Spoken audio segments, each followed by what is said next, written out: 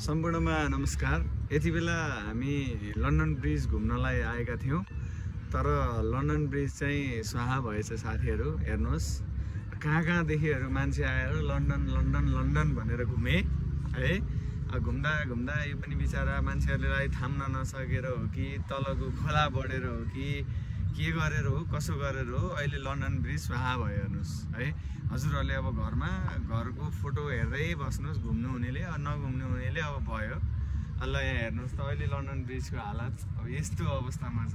यस्तो बेजोग पनि हुन्छ कहीँ। अब जहाँ हुन्छ नेपालमै जे हुन्छ नेपालमै हुन्छ भने यही हेर्नु।